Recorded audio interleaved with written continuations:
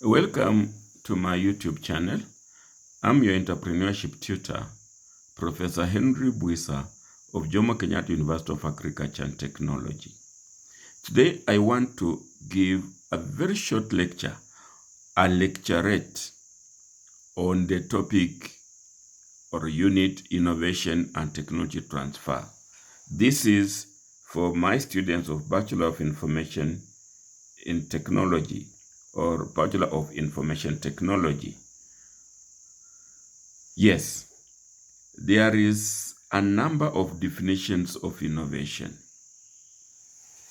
Innovation means thinking of and creating new and or better ways of doing things. That's one definition. Then Tom Freestone says, innovation is taking two things that already exist and putting them together in a new way.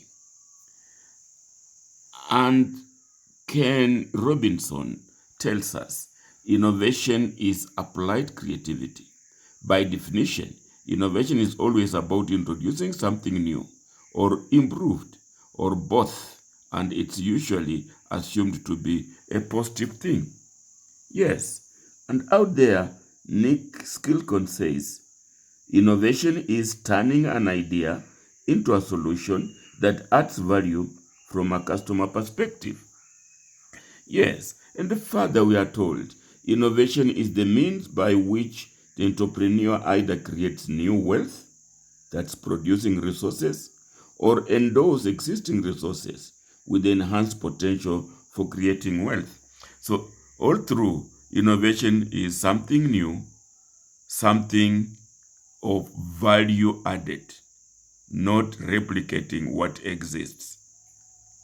Now, therefore, innovation is something that is usable, something that is valuable, and it's possible to be done. Therefore, there it is. It's viable. What is profitable in the marketplace? It is feasible. What is possible with the existing technology?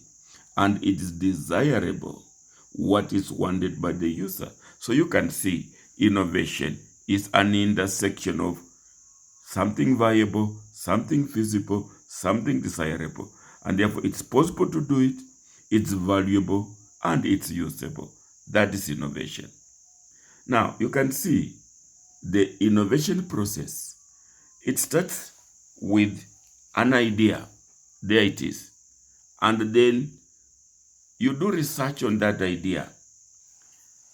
You create something new, and your intellectual property, you disclose, you review it, then you patent it, and you commercialize it, and you smile all the way to the bank. So that is a general process of innovation. Now let's look at a simple one then, simple innovation process.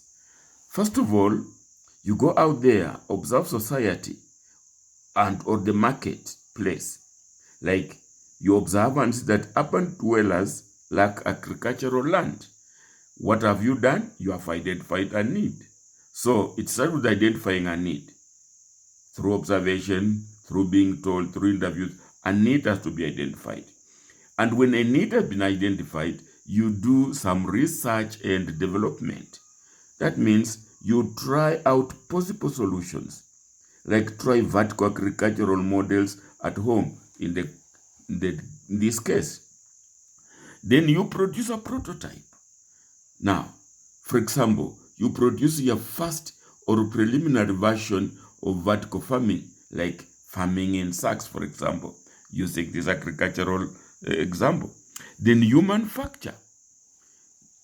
That means you produce your full-blown version and write and publish guidelines for vertical farming. And indeed, then you market the market and the sales.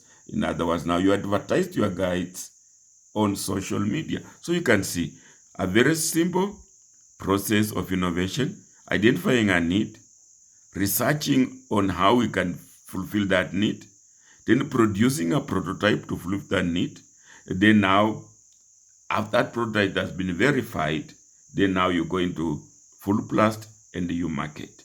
Simple process of innovation. What about technology? We are told in that source that technology is all the knowledge, products, processes, tools, methods, and the systems employed in the creation of goods and in providing services.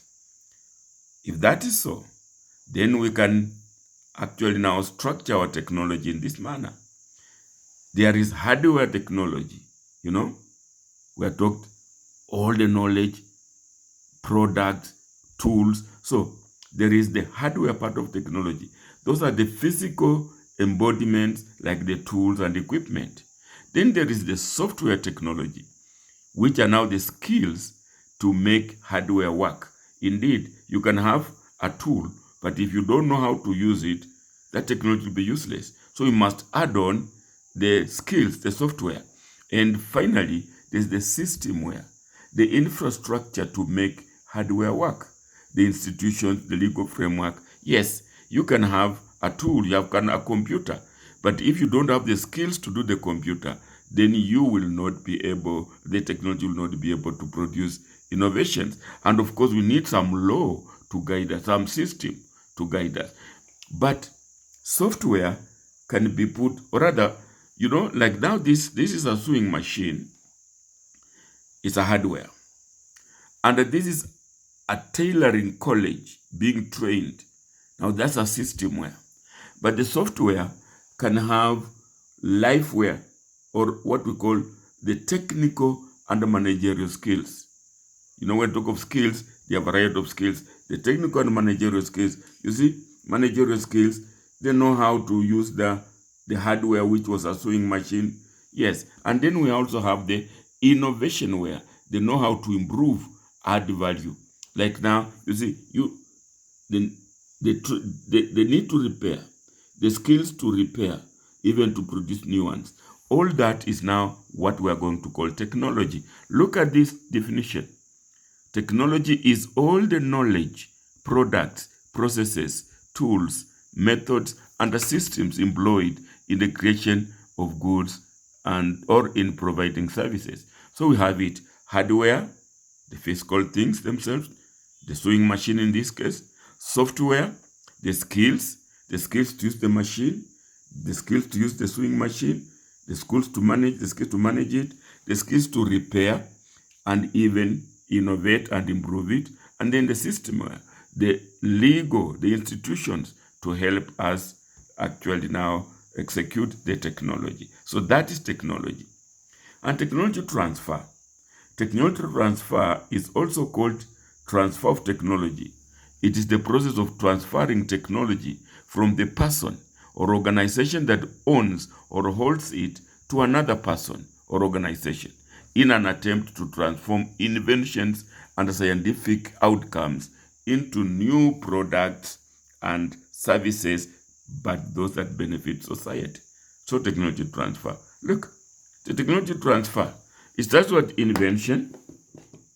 Yes, the invention, then the disclosure of the invention, then the assessment of the invention, and then the protection, then the marketing, the licensing, and the financial return. So we are saying that invention is something such as a device or a process that has been created or that has been made up. Invention disclosure is a confidential description of the invention, describing the invention novelty, solution that it provides, its advantages over existing technology products, etc., etc.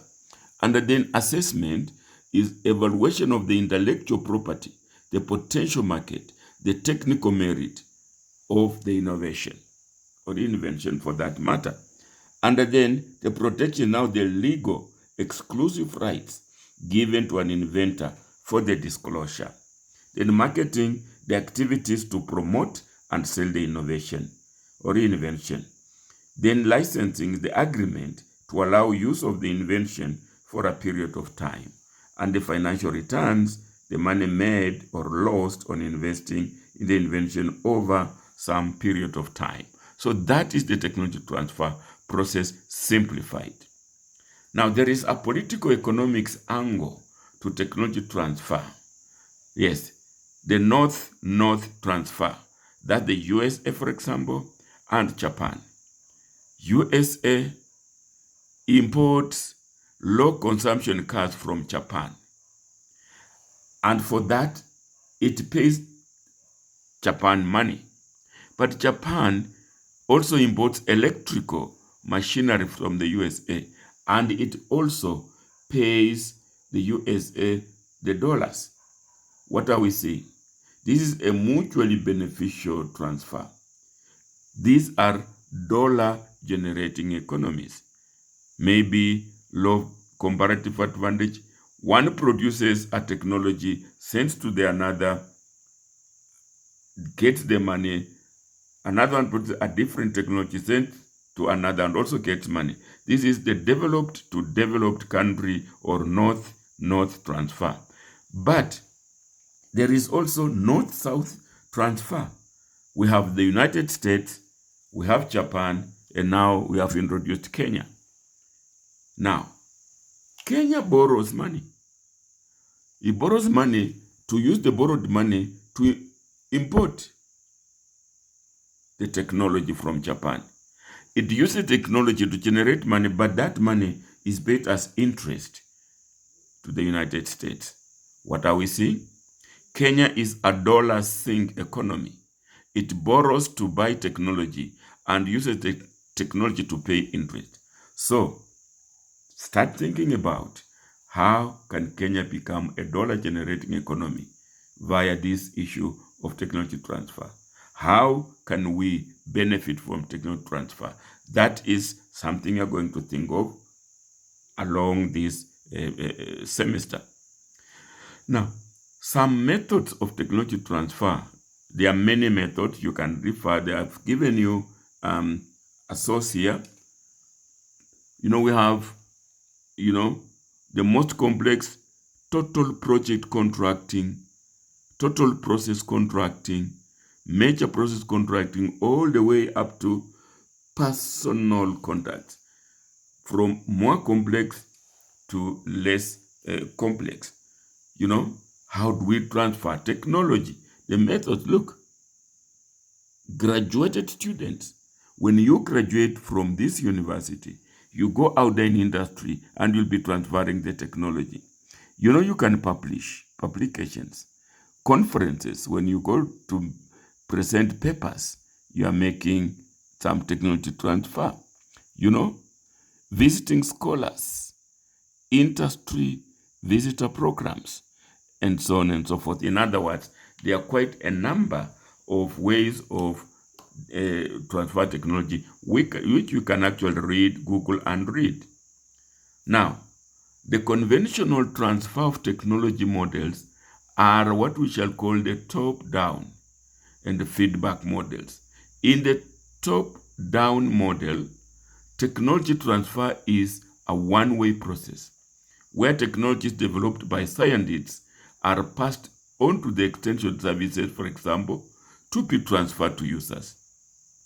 The weakness of this model is that it does not involve the users in identifying the constraints and adapting the research to local conditions. This model may diffuse slower than one in which the user was involved. Indeed, there are many times we at the university will think for the users, develop a technology, and when it reaches the user, it's not appropriate. So the top-down technology transfer method, which we can now see here, is good, but not sufficient, in my opinion, to develop this country, developed countries, developing countries, the user. In other words, you do research all alone. Probably you read a problem in the textbooks or in the lectures.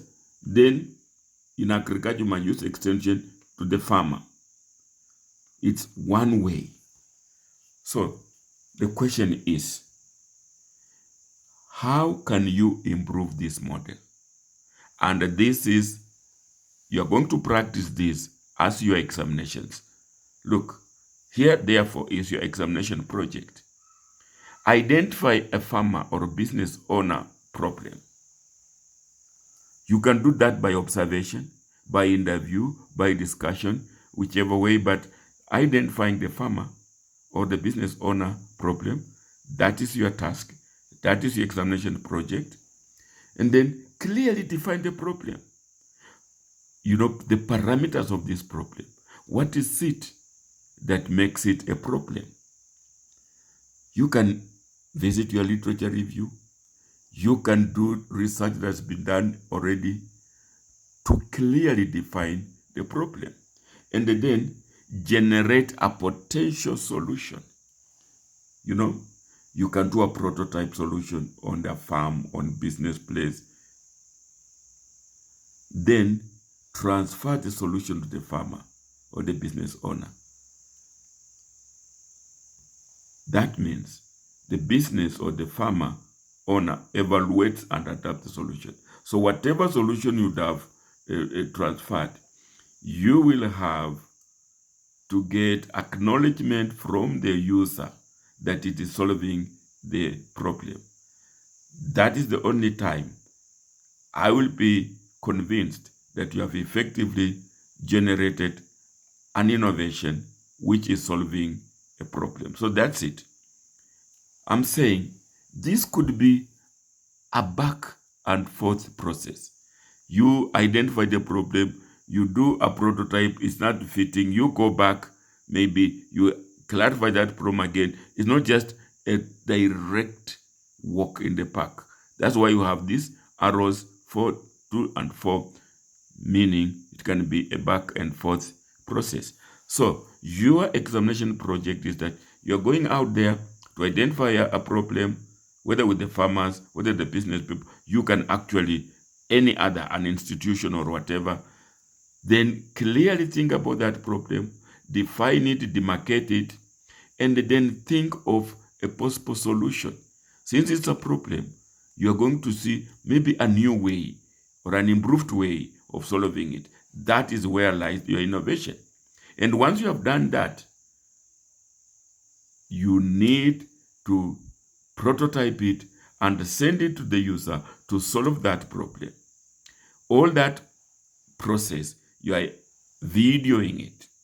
How you identify the problem, you know, how you define the problem, showing the prototype that, or the solution that you came up with, and then how you transfer it, how did you take it to the user, what does the user think about it, is it solving the problem? All that will be, 1, put in a video form, and 2, on your hard project, a hard copy, written, typed, and, formatted. So 2 things, soft copy, which means a video, and hard copy, and that is what I'm going to mark.